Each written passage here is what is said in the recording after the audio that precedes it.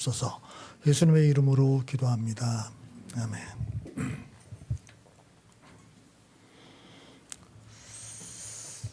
우리 지금 몇 주에 걸쳐서 예수님의 비유에 대해서 이야기를 나누고 있습니다. 예수님은 여러분 복음서를 보시면 아시듯이 다양한 비유로 말씀을 하셨는데요. 특별히 하나님 나라에 대해서 다양한 비유를 가르치셨죠. 이제 마태복음 13장을 보면 굉장히 많은 비유가 나옵니다. 우리 마가복음에도 우리가 지금 보고 있는 4장에 하나님 나라 비유가 나오는데요. 한 3개 정도 이렇게 집중돼서 나옵니다. 근데 이게 그냥 한 장소에서 말씀했다라기보다는 아마 마가가 그 비유를 모아놓은 것이 아닐까 그렇게 생각을 해요. 그래서 오늘은 그 3가지 비유에 대해서 예수님이 어떤 생각을 가지고 이 비유를 말씀하셨는가 그거를 살펴보려고 합니다. 그래서 첫 번째 비유는 21절에서 23절까지입니다. 같이 읽어봅시다. 예수께서 그들에게 말씀하셨다. 사람이 등불을 가져다가 말 아래나 창성 아래 두겠느냐 등경 위에다가 두지 않겠느냐. 숨겨둔 것은 드러나고 감추어둔 것은 나타나기 마련이다. 들을 귀가 있는 사람은 들어라.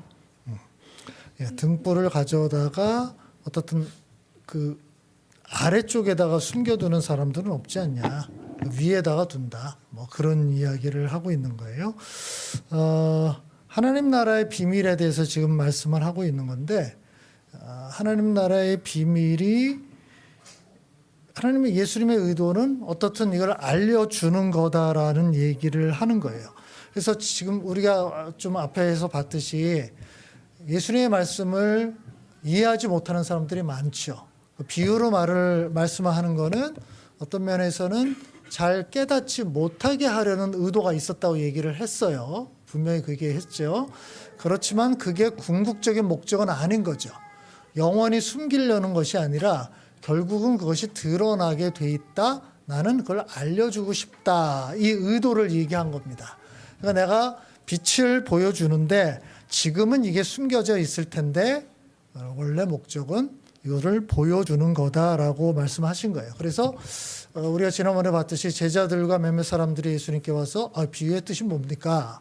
물어보니까 예수님께서 또 잘 설명해 주시잖아요. 그게 원래 예수님의 의도였다라는 겁니다. 그리고 이제 시간이 더 지나가게 되면 결국 다른 사람들도 비유의 의미를 이해하게 될 것이다라고 이야기를 하시는 거예요. 그러고 나서 이제 중요한 거는 24절, 25절입니다. 같이 읽읍시다. 예수께서 그들에게 말씀하셨다. 너희는 새겨들어라. 너희가 되질하여 주는 만큼 너희에게 되질하여 주실 것이요 덤으로 더 주실 것이다. 가진 사람은 더 받을 것이요 가지지 못한 사람은 그 가진 것마저 빼앗길 것이다. 요게 이제 연결돼서 나오는 부분인데 어떻든 지금은 하나님 나라의 진리가 숨겨져 있어요. 빛이 뭔가 이 탁자 아래에 이게 있는 것 같은 거죠. 그래서 그거를 알고 싶은 사람들에게만 이게 밝혀지고 있는 거죠. 그래서 24절, 25절에서는 예수님의 어떤 의도를 보여줍니다. 근데 지금은 소수의 사람들만 이거를 알기를 원할 텐데 중요한 원리가 있다라는 거예요. 그거를 알고 싶은 사람들에게는 그 뜻이 밝혀질 거다. 그리고 알고 싶은 사람이 그것을 깨달은다면은 더 많은 것들을 계속 깨닫게 될 것이다라는 얘기예요. 쭉 점점 더 많은 걸 알게 될 거다. 반대로 얘기해서 숨겨져 있어요. 내가 무슨 뜻인지 몰라. 이제 뭐 나랑 상관없어. 이렇게 넘어가는 사람은 계속 모르는 채로 있을 거다라는 거예요. 그게 맨 마지막에 있는 대로 가진 사람은 더 받고 가지지 못한 사람은 있는 것마저 깨요. 점점 모르게 된다는 거예요. 점점 멀어진다는 그 얘기를 하고 있는 겁니다. 이거는 우리 앞에서 11절에 이미 얘기했던 거예요. 하나님 나라의 비밀을 말씀하셨는데 대부분의 사람들에게 수수께끼처럼 들린다는 거죠. 그게 무슨 뜻인지를 이해하지 못한다는 거예요. 그렇죠? 이게 예수님의 첫 번째 비유를 말씀하신 의도였는데 그렇게 말씀하시는 거는 예수님의 어떤 그 또 다른 생각이 깊은 생각이 있었던 거죠. 너희들이 어떤 태도를 가지는가를 내가 한번 보겠다. 그러니까 비유를 듣고 나서 이거 어려운 말씀이네. 내가 뭐 이해할 필요가 없겠네. 이렇게 넘어가는 사람은 계속 이해를 못할 건데 이거는 내가 좀 알아야 돼. 무슨 뜻인지 이해해야 될 것 같아. 찾아와서 알려고 하는 사람은 계속 알게 될 것이다. 이렇게 점점 좋아지고 점점 나빠지게 될 것이다라는 그 얘기를 하는 거예요. 근데 이거는 그냥 우리가 살아가면서 쉽게 접할 수 있는 원리입니다. 여러분 운동 꾸준히 하시나요? 요즘 달리기 열풍을 불고 있는데 자, 많이 먹고 운동 안 하면 어떻게 되죠?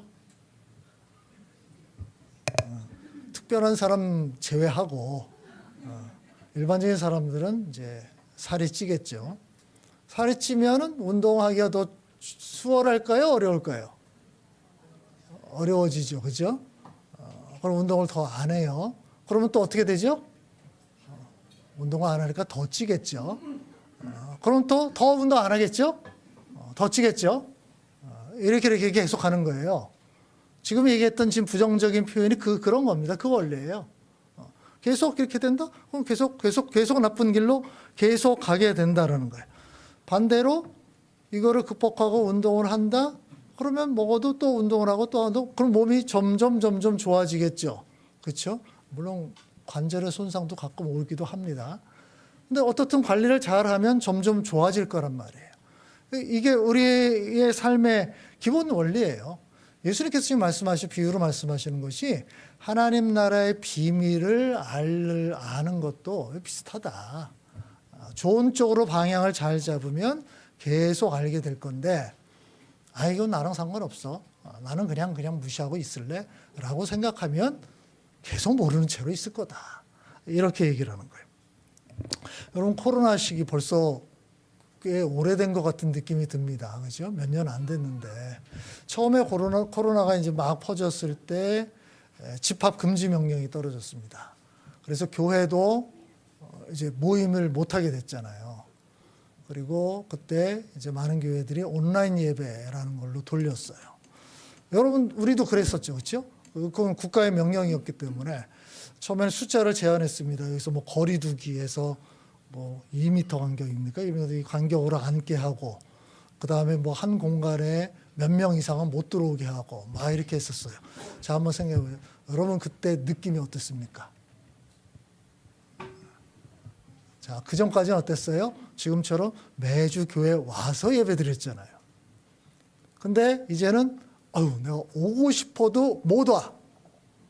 저 주일 아침에 11시까지 오고 싶어도 못 와요.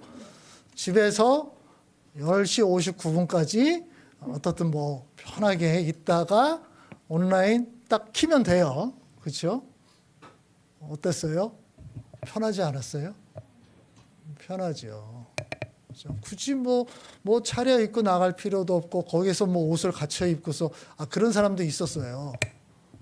그래도 예배인데 그래서 집에서도 옷을 다 갖춰 입고서 예배를 드린다는 사람이 있었는데 좋은 거죠, 그죠? 그렇지만 그냥 대부분 사람들은 일상적으로 그렇게 예배를 드렸을 거예요. 그러다가 이제 집합 금지 명령이 끝났잖아요. 이제는 그냥 모여도 된다. 이때 어땠습니까? 벌써 얼마 안 된 거예요. 한참 쉬다가 다시 교회를 나온다고 했을 때 또 솔직히 말해서 귀찮은 일을 또 해야 된다는 생각이 든 거예요. 실제로 많은 교회에서 이 비슷한 일들이 벌어졌습니다. 지금도 그런 교회들이 있어요. 코로나로 집합금지 명령 때문에 모이는 예배, 오프라인 예배가 중단되고 온라인 예배를 드렸다가 이제 이 모든 것이 끝났습니다. 다 오프라인으로 예배를 드려야 돼요. 다 돌아왔냐면 아니라는 거예요. 아직도 안 돌아온 사람들이 많대요. 편하거든요. 그래서 그 이후로 우리도 그렇지만 이제는 다 유튜브를 다 중계를 하게 됐습니다. 그때 시스템들을 다 갖춰놨거든요. 그러니까 이제 편해진 거예요. 거기에 익숙해진 거란 말이에요. 이게 사람들의 마음 상태인 거예요. 편한 쪽으로 계속 가게 돼요. 근데 여러분이 그 온라인으로 예배를 드린 경험도 있겠는데 같아요, 달라요? 오프라인과 온라인이. 제가 뭐 무슨 대답을 원하는지 아시는 거죠, 그죠? 이거는 분명히 다릅니다. 일단 나의 마음 자세부터 좀 다르고요. 집중도도 분명히 달라요. 그럴 수밖에 없어요. 그 다음에 혼자 또는 가족 단위로 있는 거와 여러 사람들이 함께 하는 거에 또 차이가 또 있거든요. 그런 부분들이 있어요. 그래서 지금 여러 통계가 나오는 것이 코로나 이후로 다시 사람들이 돌아왔냐 이렇게 보면 많게는 한 20-30%까지도 안 돌아왔다는 보고가 있고요. 그중에 상당수는 결국 교회를 떠났다. 이렇게 나옵니다. 이게 점점 그렇게 돼요. 편한 거를 계속 찾다 보면 그렇게 되거든요. 그러니까 이게 사람들의 기본적인 마음인 것 같아요. 예수님께서 이제 그 부분을 말씀하고 있다고 생각하면 돼요. 예수님이 어떤 말씀을 하셨어요? 처음 들을 때 굉장히 어렵게 들려요. 그렇지만 내가 이게 무슨 뜻인지 좀 알아야 되겠다. 이해를 좀 해봐야 되겠다라고 노력을 좀 기울이면 그거를 알게 되고 그걸 발판 삼아서 더 어려운 것, 더 좋은 것들을 계속 아는 문이 열리는 거예요. 근데 거기에서 그냥 주저앉아 버리게 되면 계속 몰라요. 이제 점점 관심도 없어져 버린다는 거예요. 예수님께서 바로 그것을 경고하고 있는 거다라고 생각하시면 됩니다. 앞으로 예수님께서 굉장히 어려운 말씀들을 많이 하실 텐데 그거에 대해서 지금 오리엔테이션을 하고 있다라고 생각을 하시면 됩니다. 자, 두 번째 비유는 자라나는 씨의 비유라고 얘기를 하는데 그 비유를 얘기하기 전에 먼저 우리가 비유를 볼 때 저지를 수 있는 오류 한 가지를 좀 생각을 해봐야 될 것 같아요. 그게 뭐냐면 풍유적 해석이라는 거예요. 이걸 영어로 알레고리적 해석이라고 그러는데 알레고리즘 이게 무슨 얘기냐면 여러분 선한 사마리아인의 비유 알죠? 기독교인이라면 뭐 익숙하게 들었던 어떤 사람이 예루살렘에서 여리고로 내려가다가 그 산길에서 강도를 만났습니다. 그래서 강도를 만나서 모든 거 다 털리고 두들겨 맞고 거의 죽을 지경에 이르렀죠. 거기에 몇몇 사람들이 지나갔습니다. 제사장이 지나가다가 도와주지 않고 레위인도 지나가 도와주지 않고 한 사람이 지나가다 도와주죠. 그게 사마리아 사람이었죠. 그래서 그 사람이 기름을 바르고 응급처치를 다 한 다음에 여관에 데려가서 그 사람을 맡겨두고 동전 2개를 주면서 좀 치료해달라. 그리고 혹시 더 돈이 필요하면 내가 돌아오는 길에 모자란 돈을 내가 주겠다. 이렇게 얘기를 합니다. 이게 비유예요. 그렇죠? 이거 많이 들었던 비유죠. 자, 이거 어떻게 해석해야 될까요? 여러분 예전에 혹시 이 주제로 설교를 했던 거 기억을 한번 더듬어 보신다면 자, 여기서 사람이 예루살렘에서 여리고로 내려간다. 자, 그럼 벌써부터 내려간다. 왜 내려가냐? 예루살렘은 하나님의 도성인데 왜 여리고로 내려가냐? 교회 왜 안 나오고 골프 치러 가냐? 이런 식으로 이제 이게 똑같은 거 내려가는 거다. 실제로 내려가는 겁니다. 예루살렘은 해발 800m 정도에 있어요. 여리고는 해발 거의 제로입니다. 그러니까 말 그대로 내려가는 길이에요. 그러니까 또 다른 개념은 예루살렘은 수도니까 우리나라가 그렇잖아요. 수도를 중심으로 내려간다, 올라간다는 표현을 쓰고 있으니까 그런 거예요. 근데 예루살렘을 교회로 생각을 한다? 그럴 수도 있을 텐데 예수님께서 그걸 의도하셨는가가 중요한 거예요. 예수님이 그걸 의도하시면서 예루살렘에서 여러분으로 내려간다고 했을까? 그 다음에 사마리아 사람이 이제 도와줬습니다. 그래서 나귀에 태워 걸고 나귀는 도대체 뭘까? 기름으로 말다. 기름은 도대체 뭘까? 이거 혹시 성령님 아닐까? 그래서 주막집에 데려 여관은 도대체 뭘까? 왜 동전을 하필은 3개도 아니고 4개도 아니고 2개를 줬을까? 거기에 각각의 의미를 막 부여하는 겁니다. 심지어 예전에 유명한 신학자인 어거스틴도 이런 식으로 해석한 적이 있을 거예요. 강도 만난 사람, 그 두들겨 맞은 사람은 누구냐? 아담이다.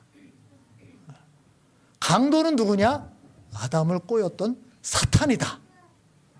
상처를 치유하는 것은 죄를 치유하는 것이고 기름과 포도주는 소망과 위로, 나귀는 예수 그리스도, 여관은 교회, 여관 주인은 사도 바울이고 두 데나리온은 사랑의 두 계명, 하나님을 사랑하고 이웃을 사랑하라. 와, 신박한 해석이에요. 네, 한마디로 엉터리예요. 그렇죠? 근거가 뭐예요? 없어요. 그러니까 이런 식으로 하면 여러분 마음대로 그냥 막 만들어내면 돼요. 그죠? 요걸 풍유적 해석이라 그래요. 알레고리죠. 이렇게 해석을 하면 굉장히 은혜스럽습니다. 뭔가 감동이 돼요. 그래서 부흥사들이 주로 이런 식으로 해석을 합니다. 지금도 아마 많은 곳에서 이런 식으로 설교를 하고 있는지 몰라요. 이거는 성경을 제대로 보지 못하는 거예요. 성경도 굉장히 이게 잘 정리된 문서거든요. 그래서 그 성경을 이해하려면 그 해석 방법이라는 걸 따라가야 돼요. 그냥 주먹구구로 내가 해석하고 싶은 대로 해석하면 되는 게 아니에요. 이것도 다 원칙이 있는 거거든요. 그래서 이런 식으로 여러분 비유를 해석하시면 안 됩니다. 그래서 우리가 오늘 이제 두 가지 비유를 더 볼 텐데 여기에도 예수님께서 스토리에 자기의 메시지를 담고 있어요. 근데 스토리는 여러 디테일들이 있을 거잖아요.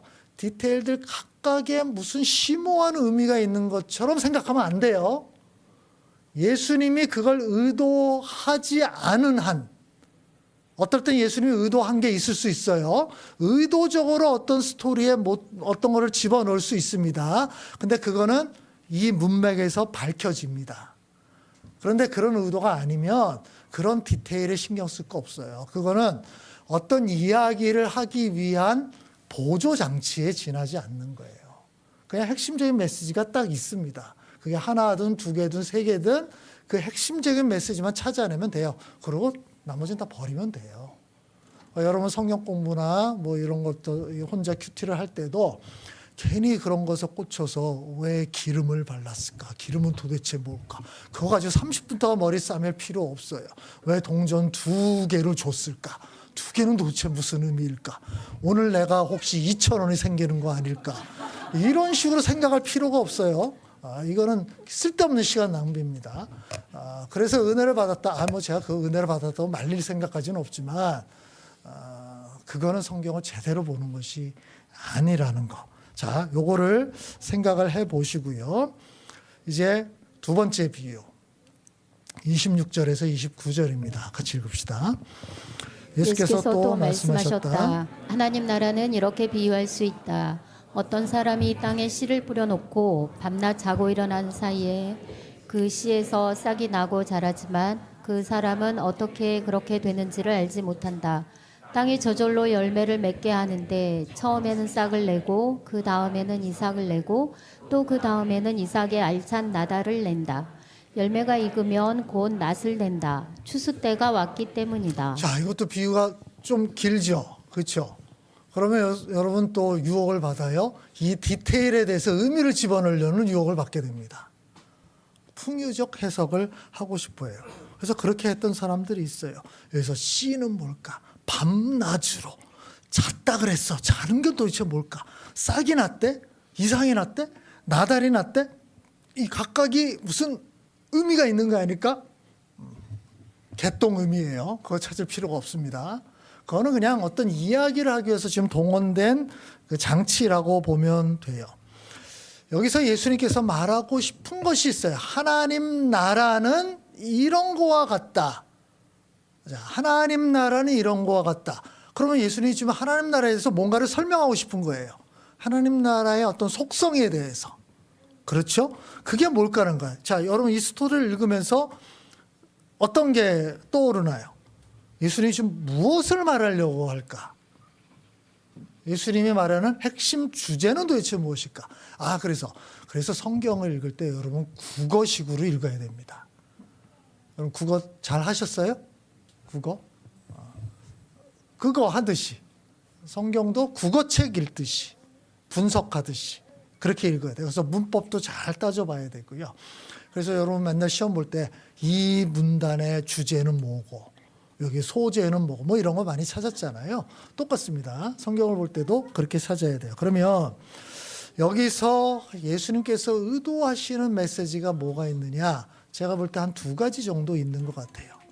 첫 번째는 뭐냐면 하나님 나라는 인간의 노력보다 하나님의 능력으로 성장한다. 다시 아까 구조를 봅시다.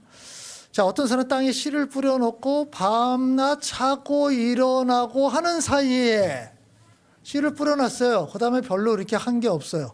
근데 얘가 막 자랐어요. 근데 그 사람은 어떻게 되는지 몰라요. 그냥 막 자라서 씨를 맺었대요. 그죠? 지금 그 얘기죠? 이 사람이 뿌려놨는데 보통 얘기를 한다면 이 사람이 뭐 이렇게 수고하고 저렇게 수고하고 막 이렇게 해서 결실을 맺었다 이런 얘기를 해야 되는데 지금 예수님의 얘기는 그 사람 한 거 없어. 그냥 잤어. 뭐 별거 없어. 근데 보니까 결과가 나왔어. 하나님 나라는 이런 거다. 지금 이 얘기를 하는 거예요. 그죠?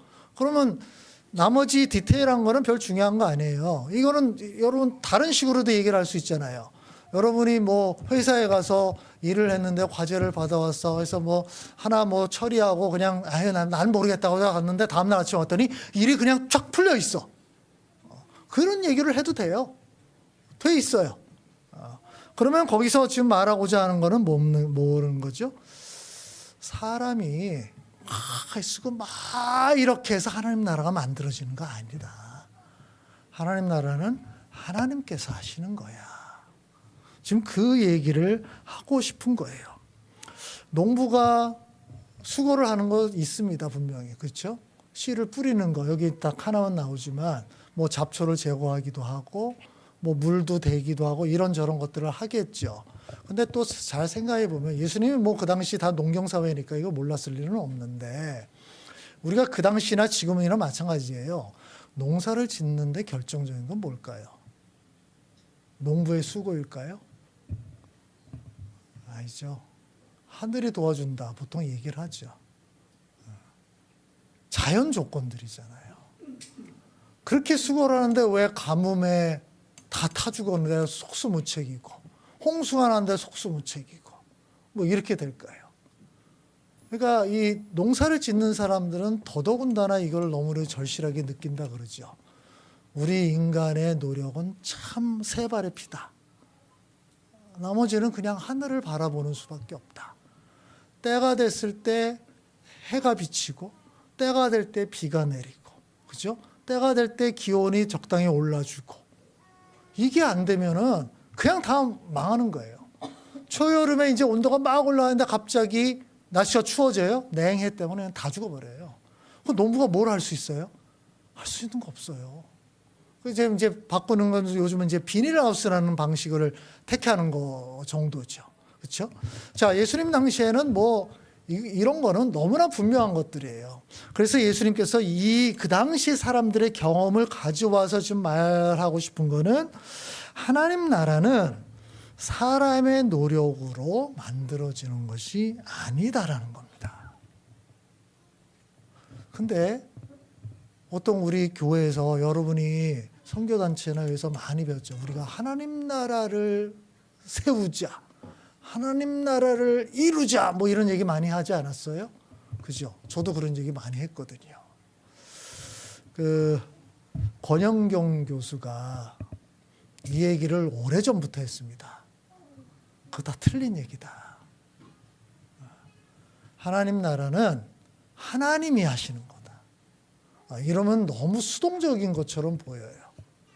근데 그 얘기는 뭐냐면 중요한 것, 결정적인 건 하나님이 하시는 거다. 우리가 하나님 나라를 이룰 수 없다. 하나님 나라를 가져올 수도 없다. 성취할 수도 없다. 우리가 하나님 나라를 위해서 뭔가 조금 수고할 수는 있습니다. 아까 농부가 씨를 뿌리듯이. 조금 애를 쓸 수 있어요. 그러나 우리가 하나님 나라를 건설할 수 없어요. 성경에서 계속 나오는 이야기는 하나님 나라는 하나님이 이루시는 나라다라는 거예요. 그래서 하나님 나라예요. 이거 굉장히 중요한 얘기인데 뭔가 사회운동하겠다 그러고 세상에 변혁을 나겠다 뭐 이런 사람들이 이 용어를 너무 많이 써요. 하나님 나라를 위해서 하나님 나라를 세우고 하나님 나라를 성취하고 이런 건데 권영경 교수는 너무 답답해하면서 다 틀린 얘기다. 성경에 있는 거를 그대로 보지 않고 자꾸 인간의 욕망을 투사한 거에 지나지 않는다라고 했는데 100% 동의합니다.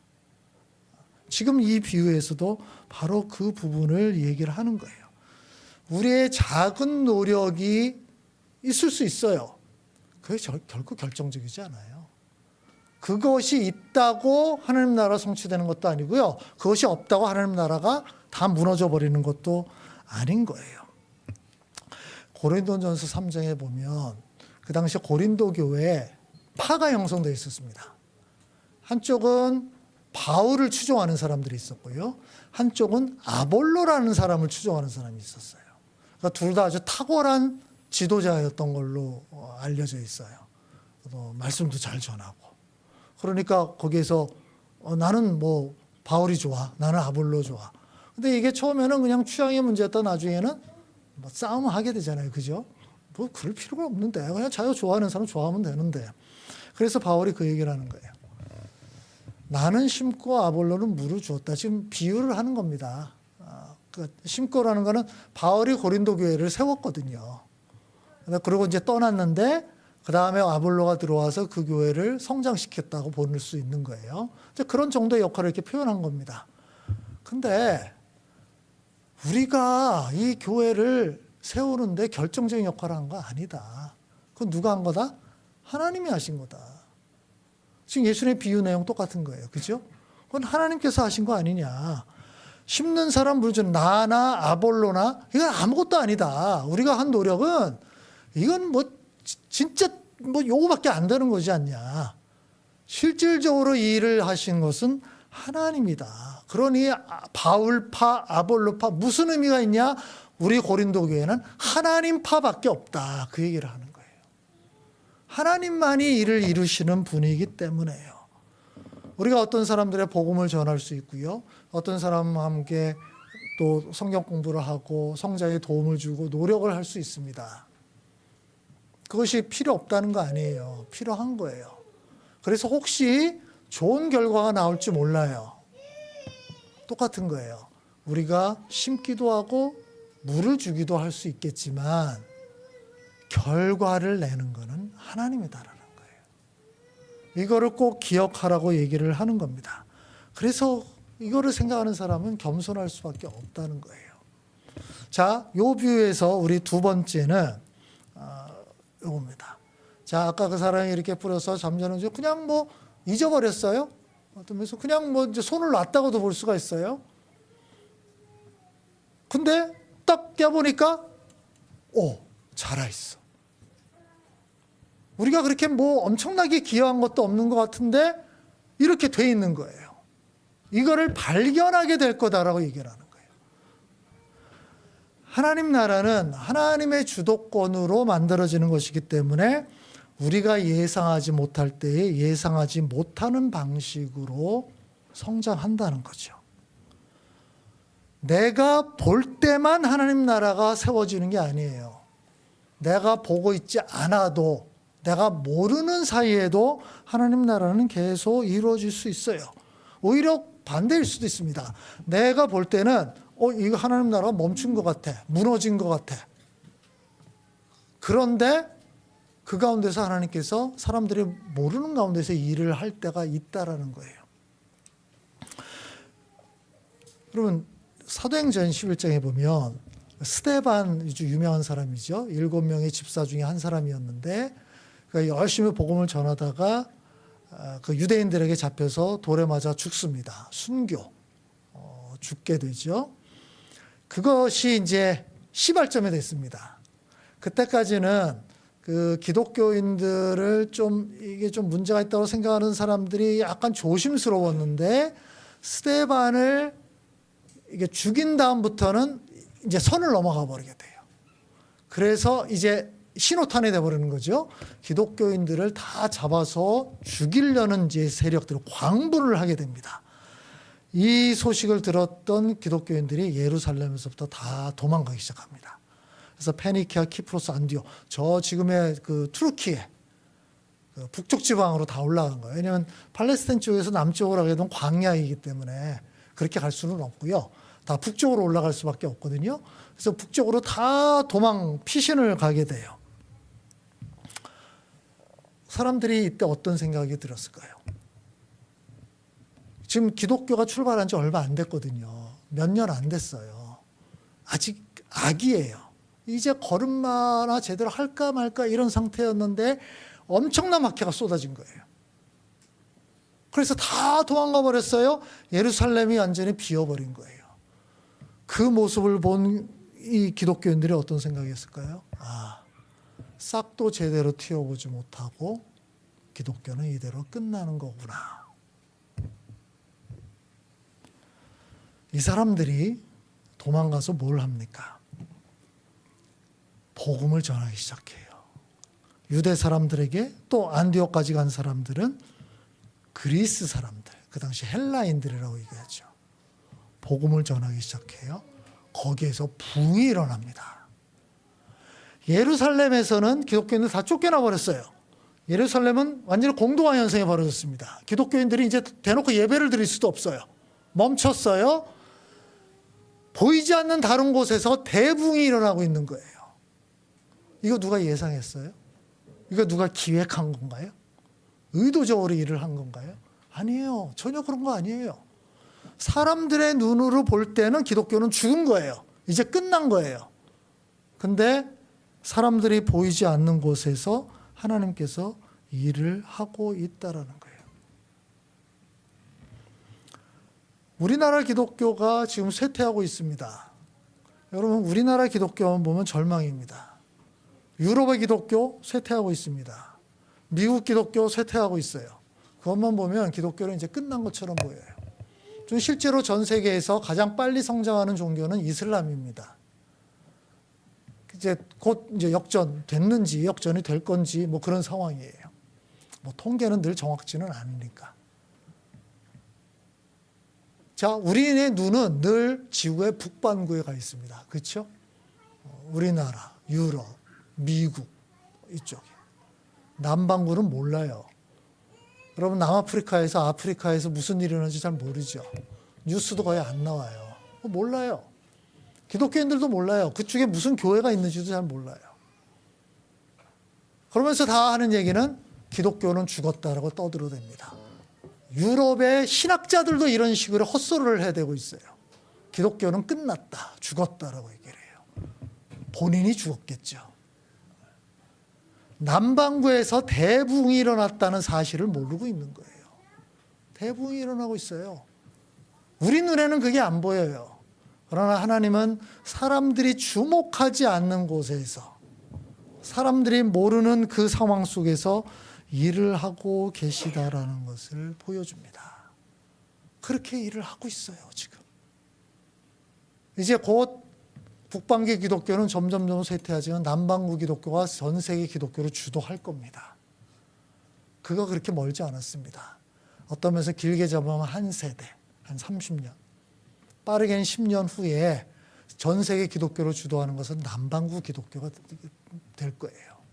우리나라가 어디 쪽에 속해 있습니까?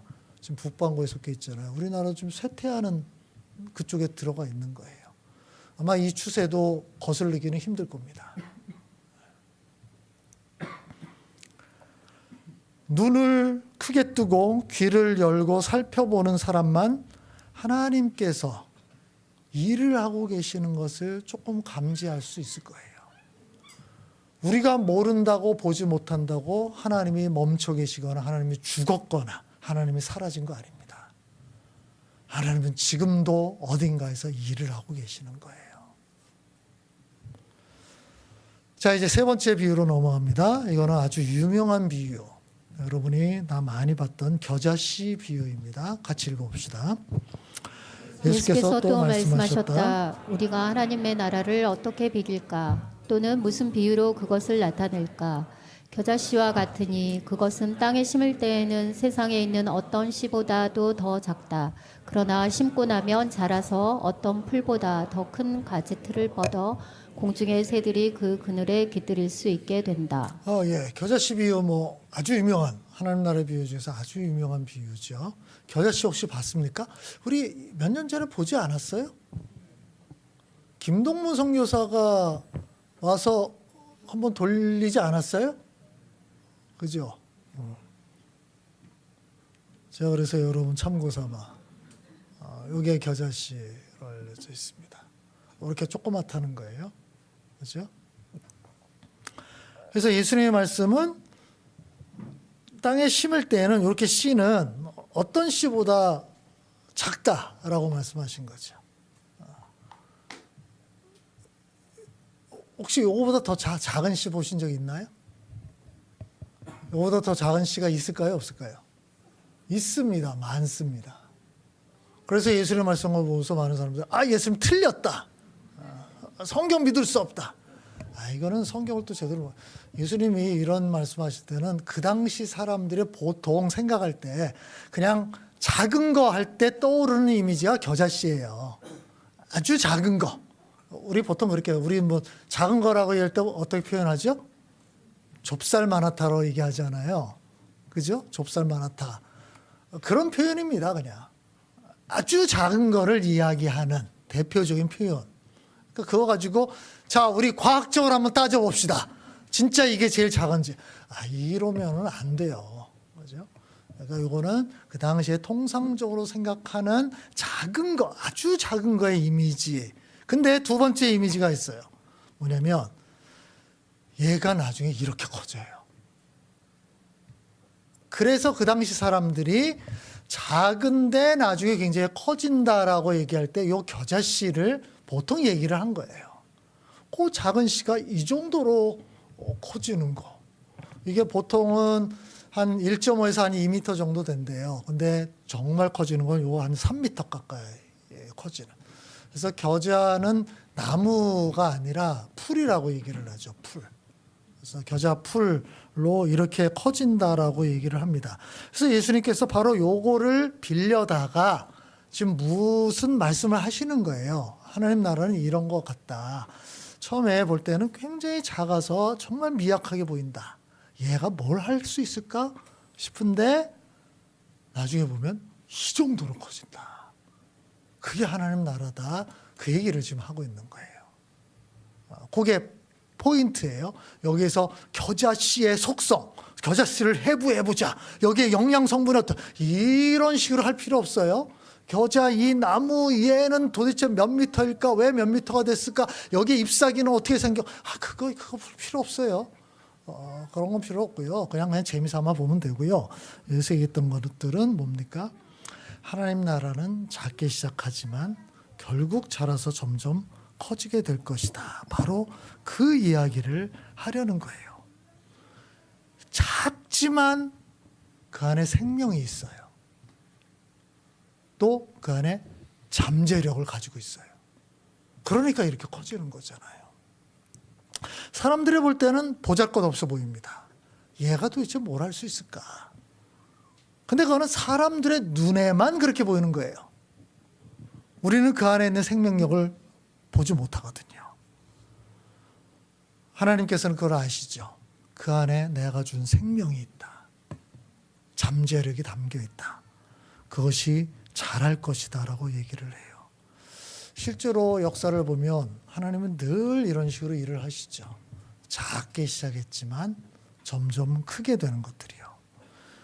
예수님께서 3년의 사역을 마치시고 이제 십자가에 달려 죽었습니다. 수많은 사람들이 예수님을 따라다녔어요. 그런데 예수님이 잡혀서 재판을 받는 중간에 그 사람들이 다 돌아섰어요. 예수님에 대한 실망이 있죠. 예수님을 죽는데 끽소리 안 하거나 가담을 합니다. 예수님이 죽어버렸어요. 다 사람들이 이제 다 뿔뿔이 흩어져 버렸죠. 이제 끝났구나. 제자들도 다 그냥 집으로 돌아가자. 이제 일장춘몽이었구나. 고향으로 돌아와서 고기나 잡자. 우리 원래 하던 일을 그냥 하자. 라고 하는 순간에 어떤 일이 벌어집니까? 부활하신 예수님이 나타나죠. 제자들 앞에 나타나요. 내가 얘기하지 않았냐? 내가 죽은 다음에 3일 만에 부활할 거라고. 제자들도 믿지 못했지만 예수님께서 여러 증거를 보여줬기 때문에 결국 믿게 됩니다. 예수님이 생명을 보여준 거예요. 죽었지만 생명력이 있다는 것을 보여줍니다. 그렇게 40일 동안 제자들과 함께 지낸 다음에 예수님께서 하늘로 올라가시죠. 그냥 제자들만 남겨두고 갔어요. 그러고서 마지막 부탁을 합니다. 너가 예루살렘을 떠나지 말고 기도하면서 기다려라. 왜 떠나지 말라 그랬을까요? 지금 예수님을 잡아 죽인 세력들이 여전히 기세등등하고 있잖아요. 제자들이 어디에 있다 뭔가를 한다라는 얘기를 들으면 이 친구들도 위험해질 거잖아요. 그래서 그냥 정상적인 상황이라면 이 친구들도 예루살렘을 떠나고 싶은 마음이 있을 거예요. 더군다나 예수님도 지금 없잖아요. 보호막이 없어진 거잖아요. 그래서 예수님께서 떠나지 말아라. 제자들이 모였습니다. 12명의 제자와 더불어서 11명이죠. 가룟 요한 죽었고 그 다음에 덧붙여서 10배가 된 120명이 같이 모였어요. 수천 명, 수만 명 중에서 쪼그라들어서 120명만 모였습니다. 그들이 함께 기도하다가 오순절날 성령의 충만함을 받게 되죠. 어떤 일이 벌어집니까? 사람들이 어떤 생각을 했을까요? 이제 예수님도 없어졌어요. 제자들이 다 어디 갔는지 몰라요. 어딘가에 그냥 다 숨어 있는 것 같아요. 이제는 이제 끝났구나. 모든 게 다 진압됐구나. 생각하던 순간 갑자기 이 사람들이 예루살렘 거리로 쏟아져 나옵니다. 그리고 복음을 전하기 시작해요. 예수 그리스도가 진짜 하나님이시다. 그가 우리의 구원자시다. 예수 그리스도 부활하셨다. 이 메시지를 선포하기 시작합니다. 사람들이 깜짝 놀랍니다. 여러 이유가 있어요. 죽었다고 생각했는데 이 사람들이 어디서부터 나왔나? 두 번째는 그 사람들은 다 도망쳤던 사람들 아니야? 근데 왜 죽을 거를 두려워하지 않고 이렇게 나왔지? 깜짝 놀래요. 근데 그들이 전하는 메시지에 파워가 있었어요. 사람들이 그 이야기를 듣고 죄책감을 느끼게 됩니다. 우리가 예수를 죽였구나. 그분이 진짜 메시아인데 5천 명이 회개하고 바로 예루살렘 교회가 형성이 되죠. 죽었다고 생각하는 순간에 거기서부터 다시 꽃이 피어나기 시작한 거예요. 우리가 아까 봤듯이 유대인들이 가만두지 않습니다. 스데반을 잡아 죽이는 것처럼 계속 박해를 계속합니다. 이 사람들이 다 흩어져 버렸어요. 흩어져 버려서 가는 곳마다 복음을 전합니다. 그럼에도 불구하고 이제는 예루살렘에서만 박해가 일어나는 것이 아니라 로마 황제들이 황제가 될 때마다 기독교인들을 희생양 삼아서 계속 박해를 합니다. 한두 명이 아니네요. 거의 예외 없이 모든 황제들이 기독교를 다 박해를 하고 잡아 죽입니다. 그 사람들이 나중에 도망 가다가 어디까지 갑니다? 지하 무덤까지 갔잖아요. 카타콤. 아무도 찾아오지 않는 그 무덤까지, 즉 죽음의 장소까지 내려갔어요. 그죠? 죽음의 장소예요. 거기에서 생명을 유지합니다. 근데 그 죽음의 장소에서 어떤 일이 벌어집니까? 결국 세월이 지나서 300년이 못 돼서 그들을 잡아 죽이려던 로마가 기독교 국가로 변해요. 죽음의 장소에서부터 생명이 피어났다는 사실이에요. 예수님께서 말씀하신 것이 바로 이거예요.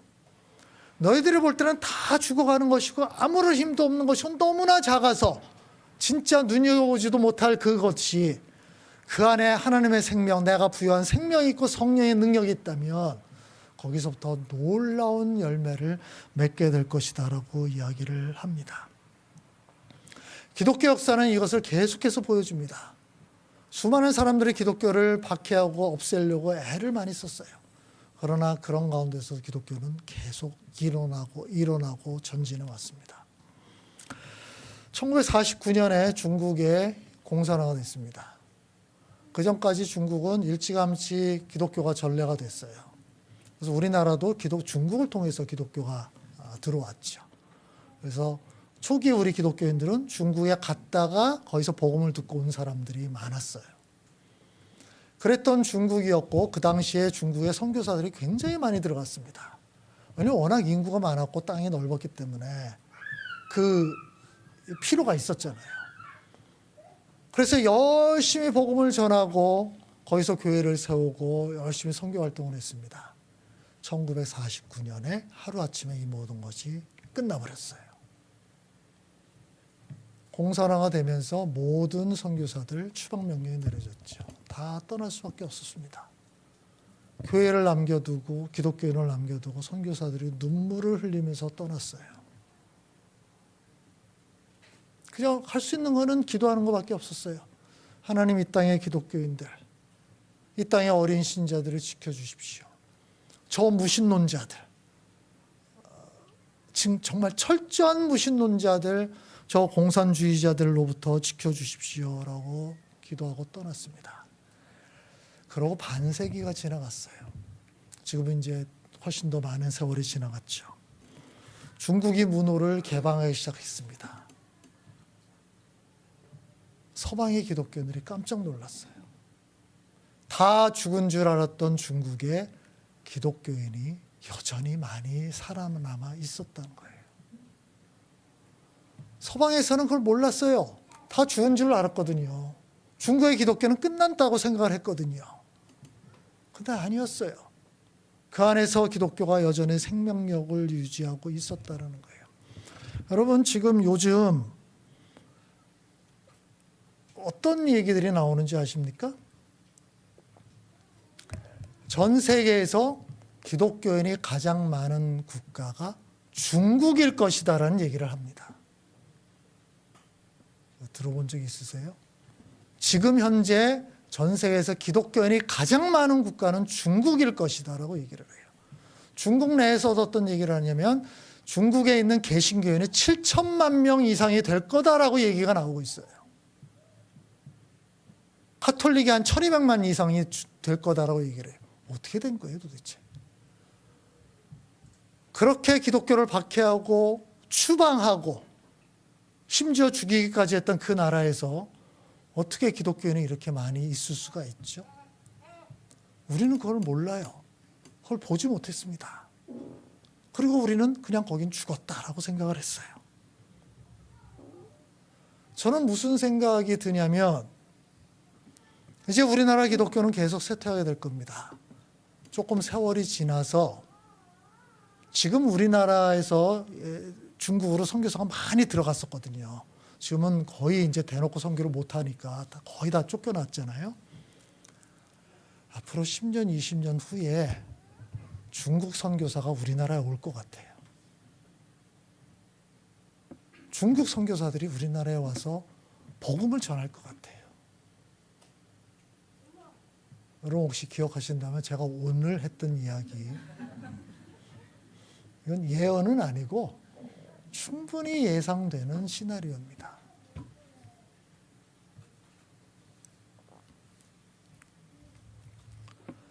앞으로도 이런 일은 계속될 겁니다.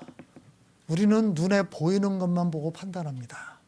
그러나 하나님은 우리 사람의 눈에 보이지 않는 곳에서 일을 하십니다.